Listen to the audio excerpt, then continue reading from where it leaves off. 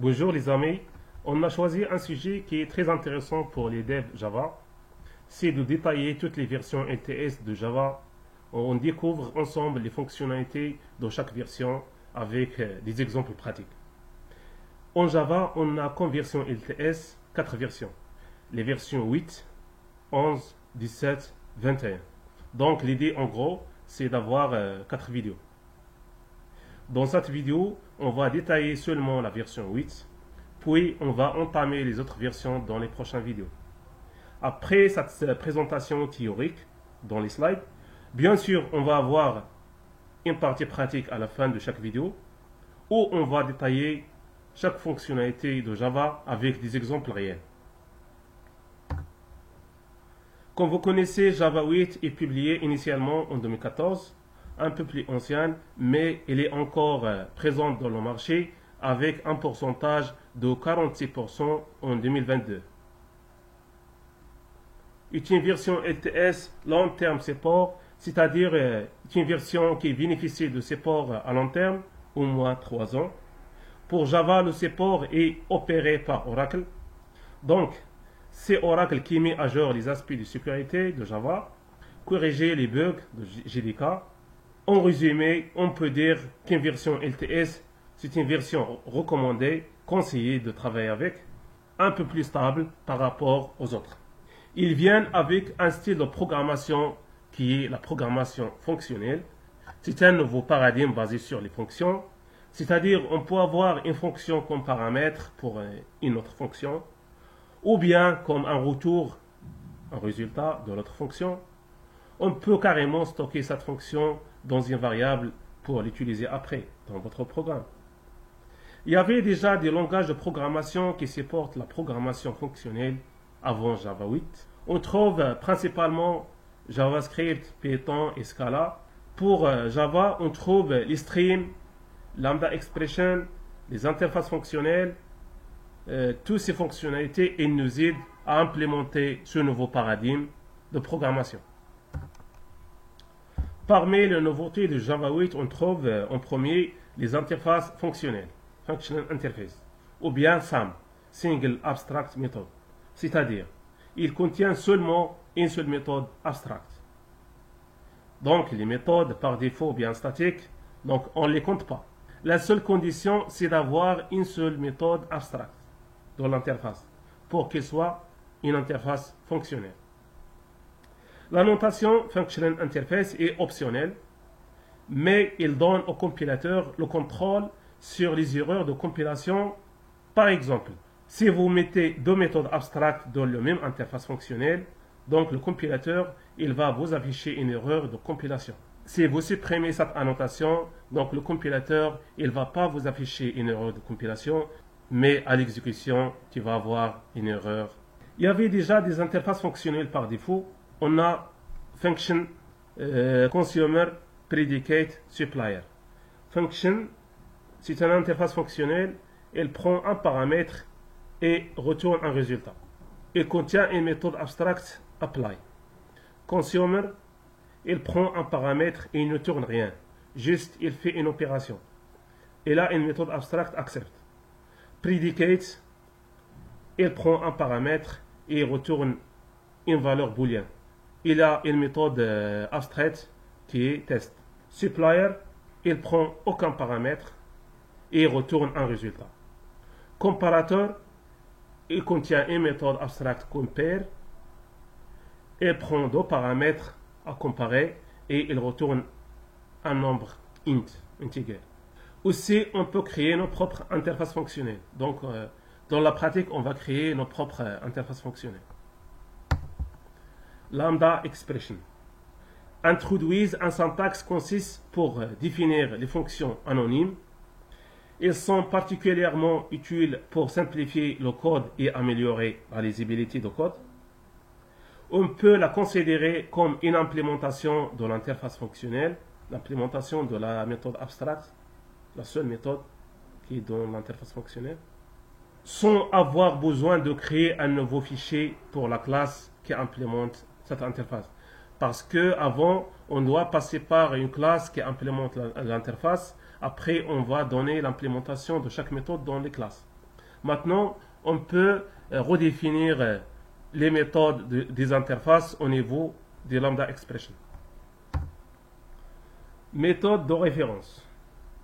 C'est une alternative de lambda expression, donc il simplifie et améliore la lisibilité de code. Donc au lieu d'écrire ça, c'est un peu moins lisible, donc on peut la remplacer par cette écriture integer new. Donc c'est une alternative lisible par rapport au lambda expression. Après on passe aux méthodes statiques au niveau d'interface. Elles sont des méthodes avec body, avec implémentation, liées à l'interface. Ce n'est pas lié aux classes qu'elle implémente. Ce sont des méthodes utilitaires au sein d'interface. On peut les accéder directement en mettant le nom d'interface, le nom de méthode.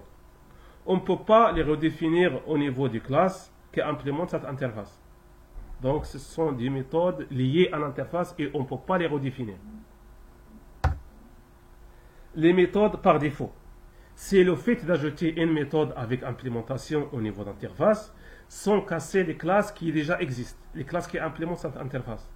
Donc, on met le mot-clé default suivi par la signature de la méthode, le return et le nom de la méthode.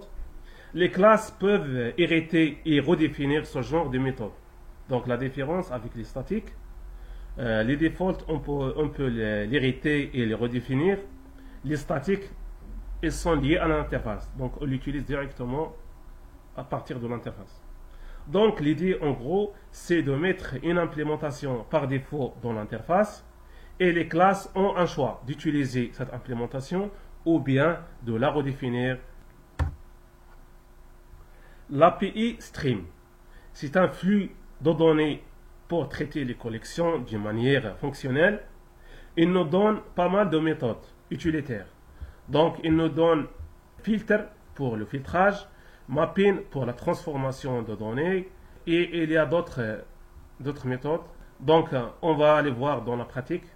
L'interface Stream, il se trouve dans le package Java Util Stream, et on trouve l'interface Stream.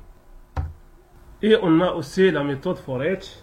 Elle sert à parcourir les éléments d'un flux de données pour appliquer une opération donnée sur chaque élément. Cette méthode, on peut la voir dans l'interface Stream et aussi dans l'interface Iterable. L'interface Iterable, c'est l'interface parent de toutes les interfaces de collection, les listes, les sets. C'est-à-dire, vous pouvez utiliser forEach directement à partir de collections. Par exemple, dans cet exemple, on a insert d'integer et on a appliqué la méthode forEach. Ou bien, on peut l'utiliser sur un stream. Donc, dans ce cas, vous pouvez aussi ajouter d'autres fonctions, par exemple filtre, map. Donc, vous avez accès aux plusieurs méthodes. C'est ça l'avantage. L'API datetime. Donc, Java, il ajoute une nouvelle API datetime pour traiter les dates et le temps d'une manière moderne, lisible et flexible. Il est immutable et thread safe, c'est-à-dire on peut avoir des accès concurrents de plusieurs threads sur le même objet, date, sans avoir des problèmes de cohérence de données. Donc les données, elles restent cohérentes, même si on a plusieurs threads sur un même objet. Enfin, on a la classe optional qui est introduite pour traiter potentiellement la fameuse exception null pointer exception. L'idée en général, c'est vous avez une méthode qui peut retourner une valeur nulle, qui peut la remplacer par optional empty, juste un simple exemple. Il y a aussi d'autres use cases. Il est riche en termes d'opérations. On trouve plusieurs méthodes utilitaires. Pour créer un optional, on utilise empty, off nullable. Pour récupérer la valeur d'un optional, on utilise get. Is present, if present, is empty. Ce sont des méthodes pour tester la présence de valeur d'un optional. Et voilà, on passe à la partie pratique. Concernant la deuxième partie, c'est la partie de pratique. Donc, j'ai préparé pas mal des étapes. Donc, on va aller étape par étape. La première étape, c'est de découvrir les interfaces fonctionnelles par défaut. Donc, on a vu dans la présentation théorique, on a pas mal d'interfaces fonctionnelles. La première, c'est function.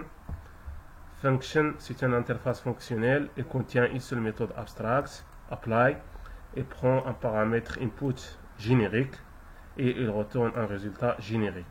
Donc, le fait d'avoir une seule méthode abstract, donc cette interface-là, on le considère comme function interface. Les méthodes par défaut ou bien statiques, donc on ne les compte pas, donc on compte seulement les méthodes abstractes.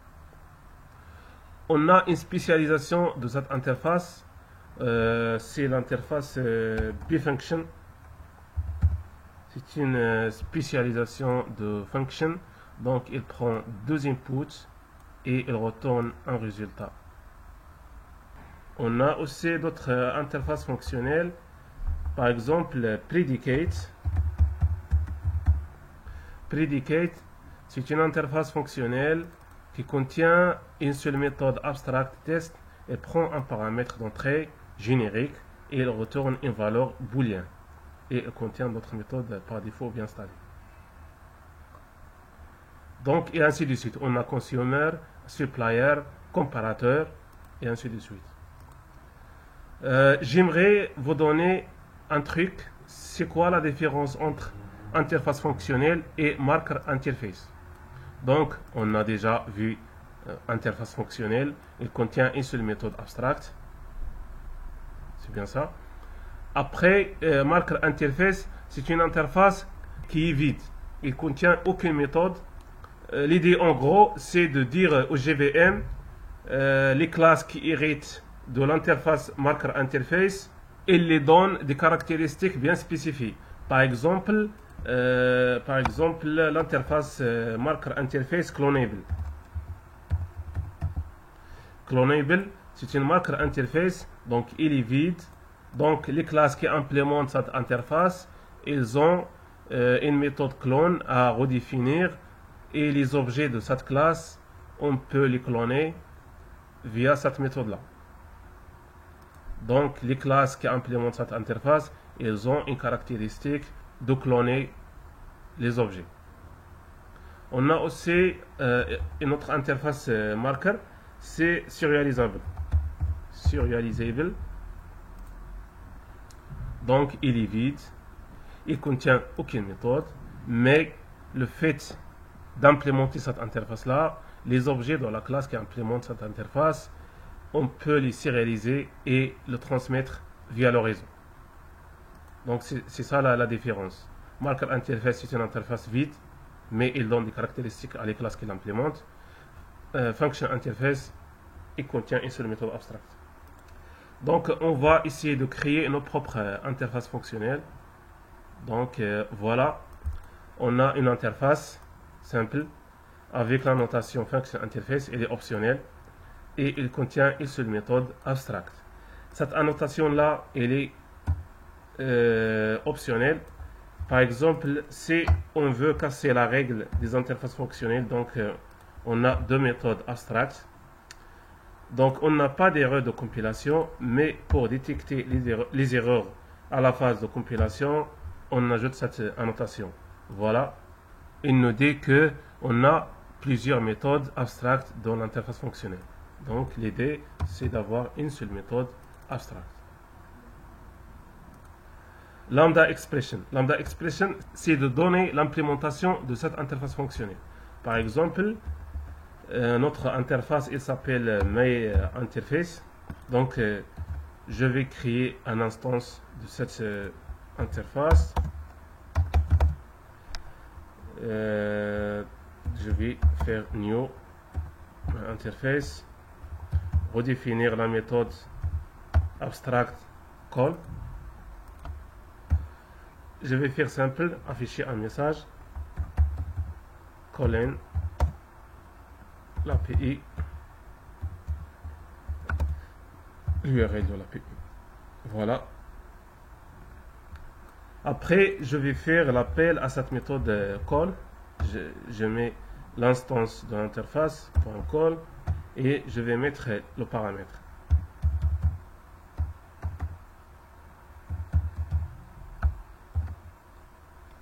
Après, je vais exécuter. Voilà. Donc on a accédé à la méthode. Donc avant Java 8, on travaille comme ça via les classes anonymes. Mais avec Lambda Expression, on peut faire mieux. C'est pas la peine de préciser ça parce qu'on sait déjà c'est une variable de type myInterface. Donc on peut enlever cette partie. On sait déjà qu'on a une seule méthode à redéfinir, une seule méthode abstracte. Donc on peut carrément supprimer cette partie-là. On va mettre le arrow token, c'est l'opérateur de Lambda Expression. Et on va supprimer cette parenthèse. Et voilà, on a Lambda Expression, les paramètres. On fait un lien avec l'implémentation, le body, via cet opérateur.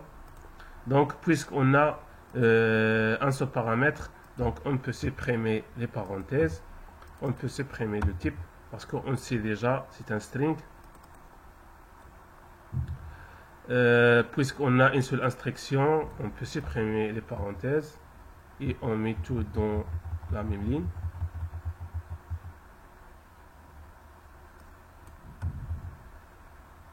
Si je réexécute, j'aurai même résultat. Voilà. Donc c'est ça Lambda Expression. Donc on essaie d'implémenter la méthode abstracte de l'interface. Voilà. Après, on passe à la méthode de référence. C'est une alternative de Lambda Expression. Donc, il nous donne la lisibilité de code. Donc, je veux créer une liste of integer.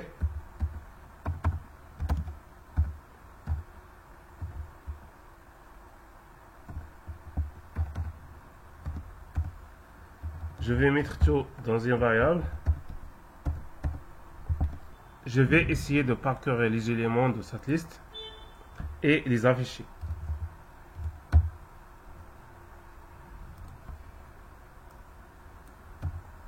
Donc si je réexécute,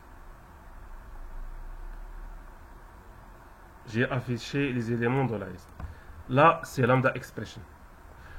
L'idée en gros, c'est de vous dire d'où il vient cette écriture-là. Donc for each, il prend un consumer. Donc je vais créer une instance de consumer of integer parce qu'on a une liste d'integer. Je veux créer la variable new consumer. Donc on a des consommateurs, il contient une seule méthode abstract accept. Donc le but pour nous c'est d'afficher les éléments de la liste. Donc je vais mettre system out println et je vais afficher notre integer. Et je vais passer notre consumer en paramètre pour la méthode for each. Donc si je réexécute, j'aurai le même résultat. Voilà. Donc on peut simplifier cette écriture là puisqu'on a un consumer. Donc j'aurai pas besoin de cette partie là.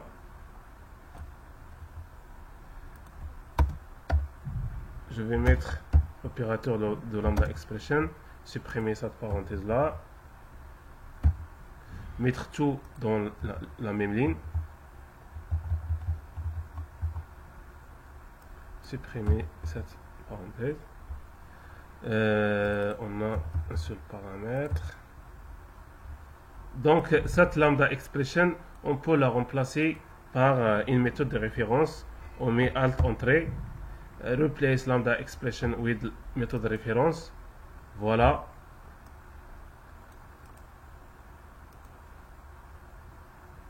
Toujours on a le même résultat et on peut carrément prendre cette partie là et le mettre ici sans créer une instance de consumer et on est bon.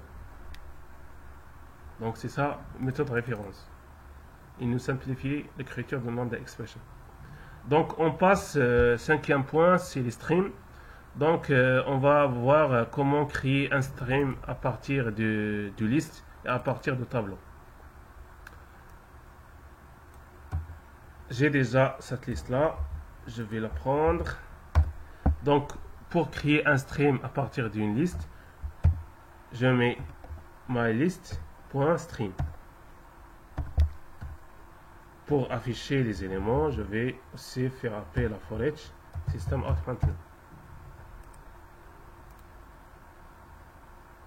Mais l'avantage avec les streams, c'est qu'on peut exécuter les opérations avant. C'est des méthodes intermédiaires. Par exemple, map, on prend chaque integer, on multiplie par 2. Donc, on a modifié le stream. On va voir les éléments x2. Voilà. Donc, on a modifié le stream et on a affiché les éléments. Pour créer un stream à partir d'un tableau, donc je vais mettre un tableau à ce niveau-là. Tableau de int.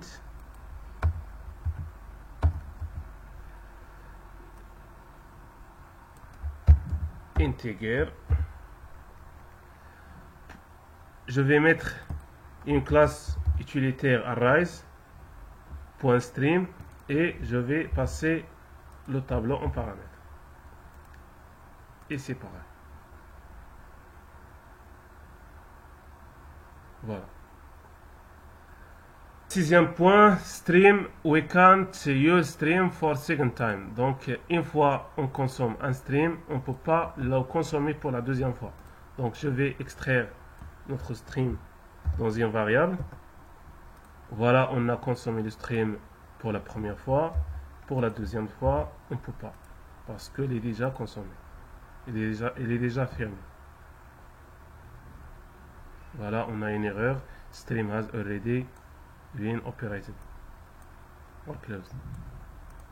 Donc attention, une fois vous consommez un stream, c'est déjà fermé. Après, on passe au premier exercice au niveau des streams. C'est le fait d'avoir la somme des éléments d'un tableau, ou d'une liste. Donc on va créer notre stream.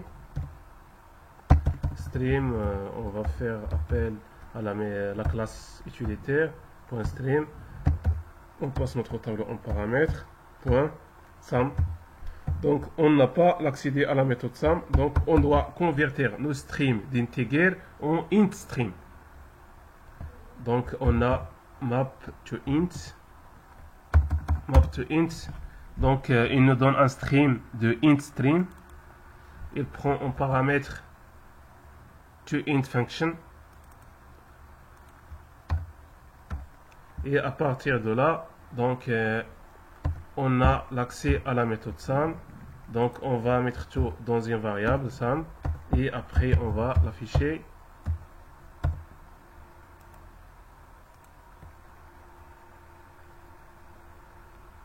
Voilà la somme des éléments d'un tableau. Deuxième exercice, get list of string filtered mapped sorted. Donc on va avoir une liste de strings, on va les filtrer, on va les transformer et les mettre en ordre. Donc je vais créer une liste de strings.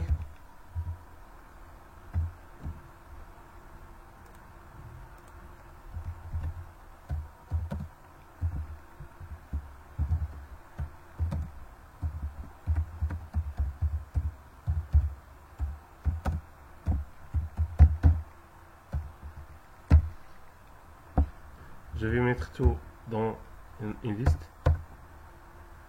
Donc l'idée en gros c'est de filtrer cette liste là. Donc je vais mettre liste ou bien je vais renommer la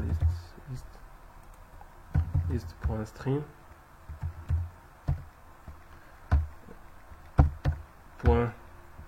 Je vais filtrer via la méthode filter. Donc il prend on paramètre un predicate, c'est un function interface. Donc on a des predicates, c'est un function interface qui contient une seule méthode test et il retourne un booléen. Voilà. Donc je vais prendre le premier élément, je vais faire la condition, je veux filtrer les strings qui commencent par G, la lettre G. Je vais mettre .start with la lettre G. Après, je vais les transformer. Par exemple, en majuscule. Map.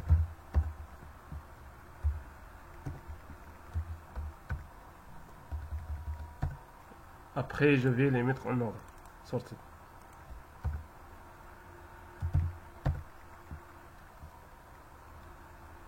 Après, je vais le transformer en liste. Transformer le stream en liste. Et je vais mettre tout dans une variable liste.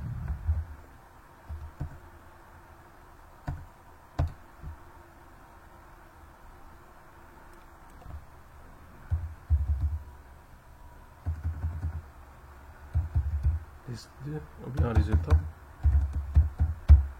Result. Donc je vais mettre result.forEach.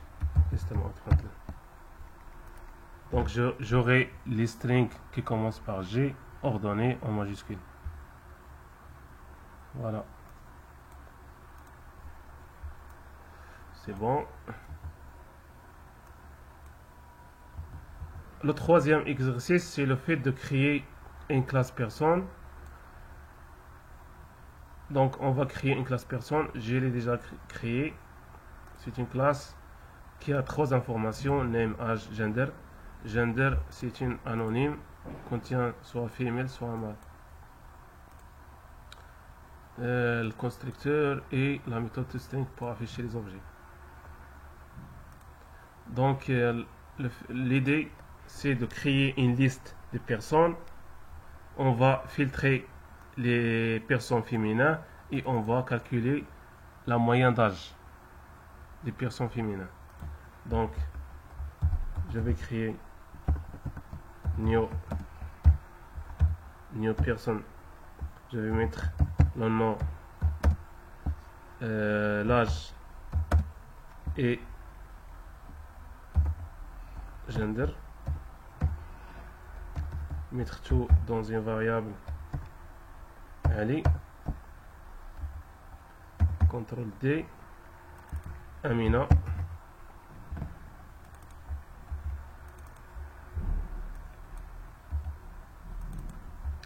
Female.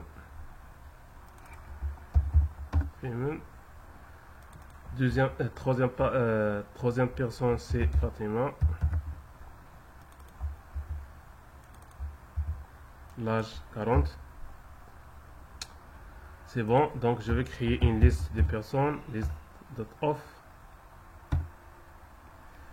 Je vais mettre Ali, virgule, Amina, virgule, Fatima, point virgule, mettre tout dans une liste.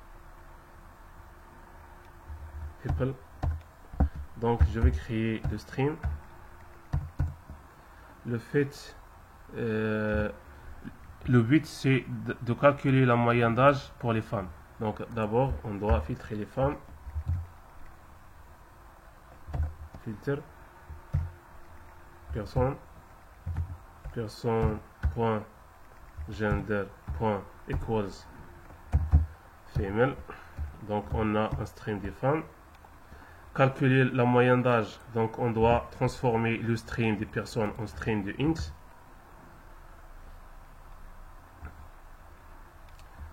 Map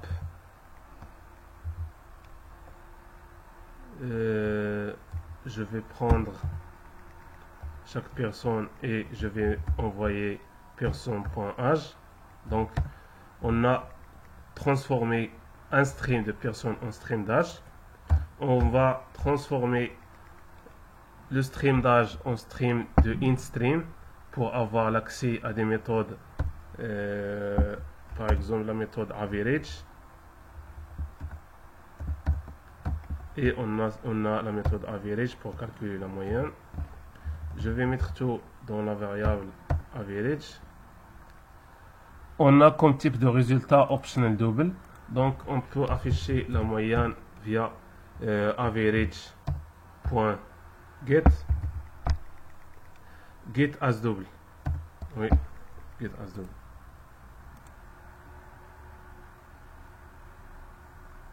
Voilà, on a les femmes Amina et Fatima. 30 plus 40 c'est 70, divisé sur 2 c'est 35.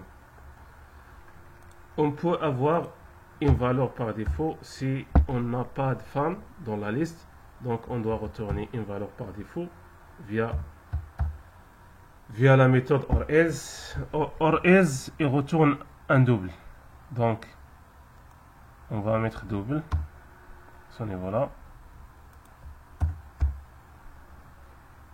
Et on va afficher notre average. Supposons on n'a pas de femme dans la liste.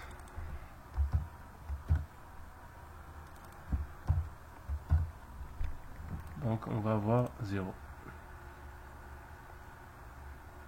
Voilà. Donc c'est ça l'idée de l'exercice. La méthode for each, on a déjà expliqué ça, c'est de parcourir les éléments du liste. Après on passe 11e point, c'est l'API Datetime. Donc Java 8 il vient avec un nouveau API pour traiter les dates et le temps. Avant on a un package Java UtilDate. C'est difficile de travailler avec, il n'est pas riche en termes de méthode. Et aussi il y avait des confusions avec Java SQL. Donc il y avait des exceptions. C'est difficile de détecter pourquoi il ne marche pas, pourquoi on a cette erreur, même si la syntaxe il est valide. Donc premier point, donc on va essayer de créer une date, local date. On a les méthodes statiques, par exemple now, pour créer une date courante. Pour l'afficher,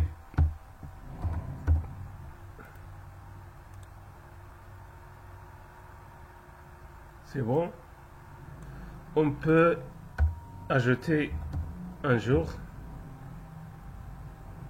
avec place day.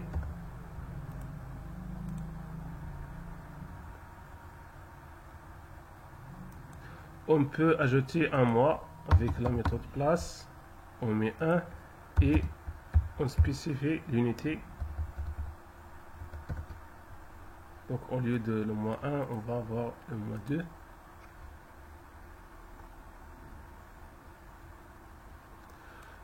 On peut quand même soustraire des jours, minus 2 jours.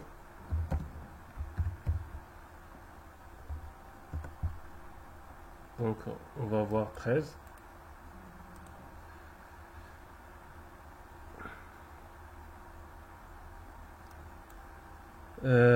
On peut formater le résultat. Donc on met date.format.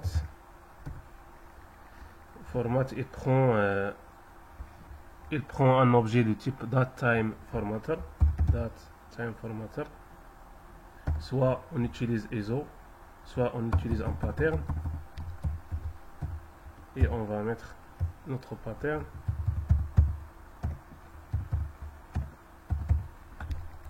Par exemple.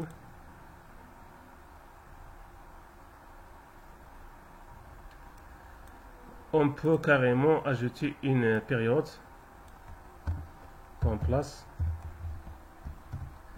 Période of days. Donc on ajoute une période à la date courante. On a ajouté 10 jours. On peut ajouter des mois, des années. C'est bon. Ça c'est pour les dates. Donc c'est pareil pour le temps, local time. Local time pour un heure.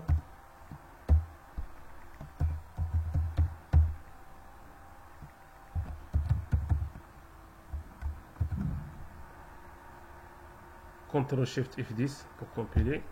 Voilà. Donc on a, c'est pareil, on peut ajouter des heures, des minutes. On ne peut pas ajouter des jours pour time. C'est une erreur. Donc on peut ajouter des duration. Duration pour les temps, période pour les dates. Duration of hours. On peut ajouter 2 heures par exemple. Et ainsi de suite. Donc c'est pareil. Donc l'exercice pour cette API datetime. Calculate the difference between two dates in days. Donc on veut calculer la différence entre deux dates. Donc on a période, on a la classe période point between. Donc il prend deux dates. La première date c'est now. Deuxième date c'est now plus 15 jours. Et on veut le résultat getDays un jour. Donc on va mettre tout dans une variable. On va l'afficher. CTRL SHIFT 10. Et c'est bon, 15 jours. Donc voilà. C'est tout pour cette API datetime. Pour créer un optional, on utilise notre classe optional, c'est générique. Le string.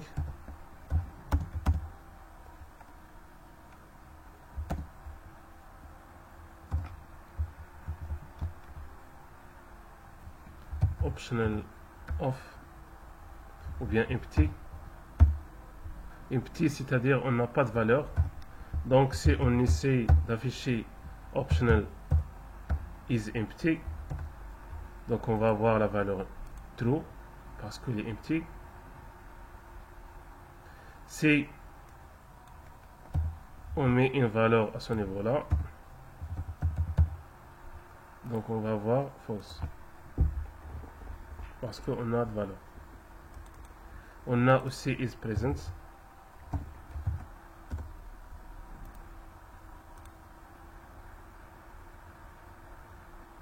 Voilà.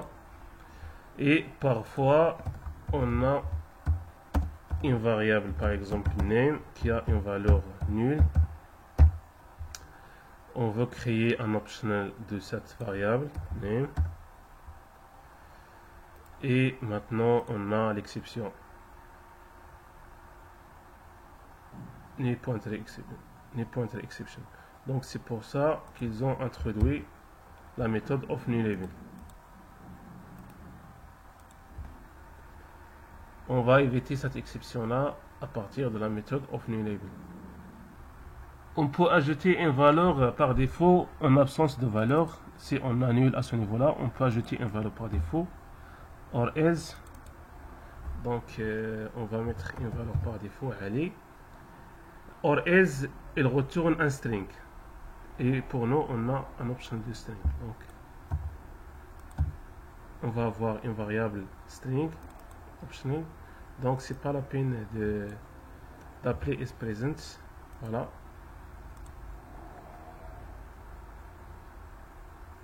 On a Ali. On a aussi or else get. Il prend en paramètre un supplier function interface. Donc on va passer lambda expression en paramètre et c'est bon. Supplier, il prend aucun paramètre, il retourne un résultat. Et on a une différence entre or else et or else get. C'est or else get, il est un peu intelligent par rapport or else parce qu'il est lazy. Donc je vais vous donner un exemple. Je vais extraire cette variable en méthode. Extract to method reference. Voilà. Donc j'ai extrait ça dans une méthode. Je vais ajouter une traçabilité, un message call default méthode. Voilà. On va exécuter. Donc on a récupéré cette valeur là à partir de cette méthode là. C'est bon.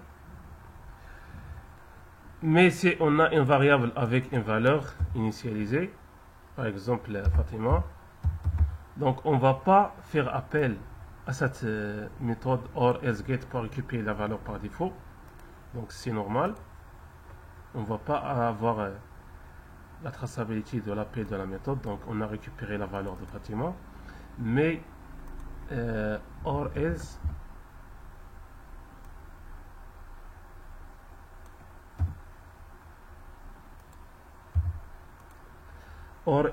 toujours il fait appel à la méthode get, même si on a la valeur initialisée dans la variable. Voilà, on a la valeur Fatima. Donc normalement c'est pas besoin d'appeler cette méthode là get, mais or else toujours il fait appel à la méthode. Aussi on a un autre use case. On veut afficher la longueur de ce string là. Donc avant Java 8 on fait if name différent de nul pour éviter name pointer exception. On va afficher system.println name.length. Ça c'est avant Java 8, mais avec Java 8 on utilise optional .of name .if present. Donc si il a une valeur, on va afficher la longueur de cette variable.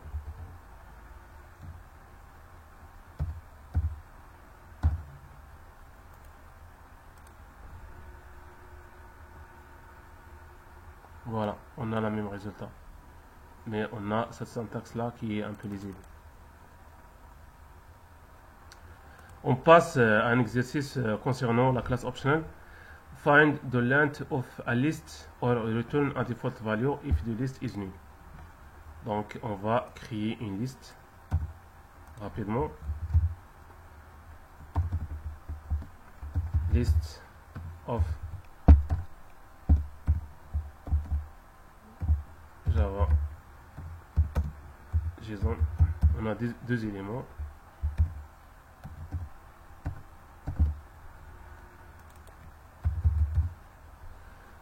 Je vais créer un optional of list.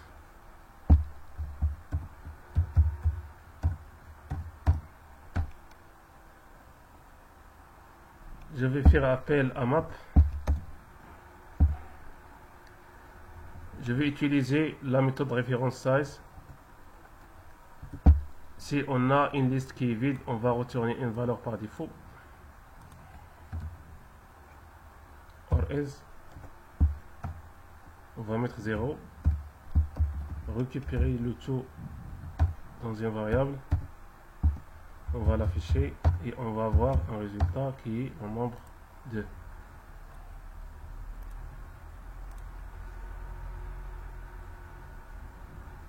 Si on n'a pas d'éléments dans la liste, on va avoir une valeur par défaut qui est 0. Voilà. Concernant le dernier point, default static method au niveau d'interface, donc on va ici de préparer une interface. Je vais utiliser ce qu'on a utilisé déjà pour les functions interface. Donc c'est une simple interface qui contient une seule méthode abstract. Je vais essayer de préparer une classe qui va implémenter cette interface. My class implémente my interface. Donc avant Java 8, si on implémente une interface, on doit redéfinir les méthodes abstractes. Donc on va redéfinir toutes les méthodes abstractes. Voilà. Donc si on ajoute une autre méthode abstracte au niveau d'interface, on va casser toutes les implémentations. Donc c'est ça l'avantage de default méthode. Si on a default méthode, on va pas casser toutes les implémentations. Default méthode, c'est une méthode avec implémentation. Voilà, on a default méthode avec une implémentation au niveau d'interface et on n'a pas cassé toutes les classes. Supposons on a 100 classes dans votre projet, donc avec les méthodes abstractes. Si tu vas ajouter une autre méthode abstracte, tu vas corriger ce problème dans toutes les 100 classes avec default méthode.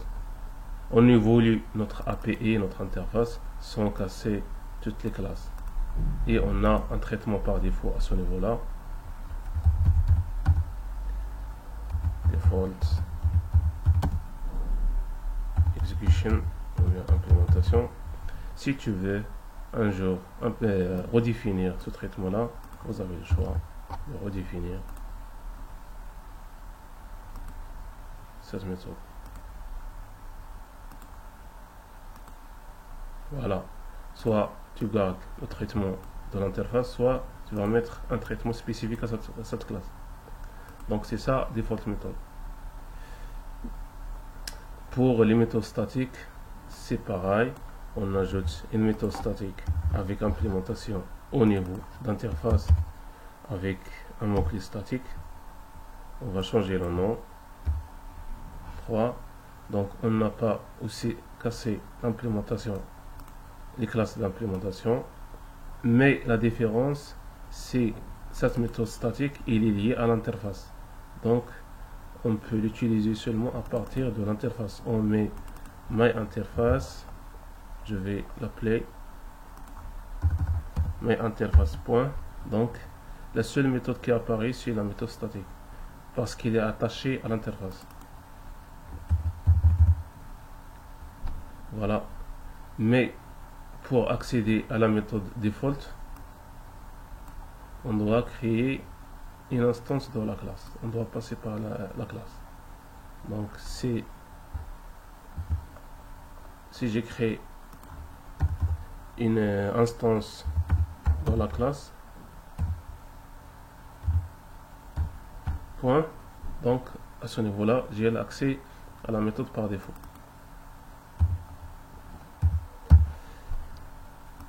Voilà la différence. Les méthodes par défaut, ils sont accessibles via la classe, une instance de la classe. Les méthodes statiques, ils sont accédés via le nom de l'interface, point, le nom de la méthode statique. On ne peut pas redéfinir les méthodes statiques. On ne peut pas redéfinir les méthodes statiques.